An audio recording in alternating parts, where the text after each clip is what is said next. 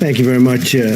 We just completed a very good meeting of the coronavirus task force, and they're really doing a great job, our professionals. The results are very, very good. And when you compare this to what's happening around the world, we're very proud of our people. And there's been a tremendous amount.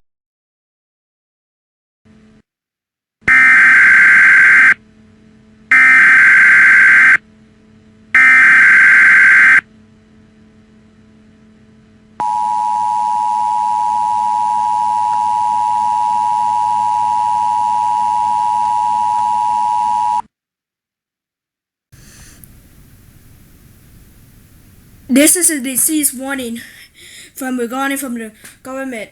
President Trump confirmed that the coronavirus update. It is now giving the one thing that I want to warn you about the coronavirus, that do not cough at people, sneeze at people, do not touch your head, do not touch your mouth, do not touch your nose. You could get poison, sick, and disease. And European travel has been now abandoned. Stay tuned for this more information from the U.S. government.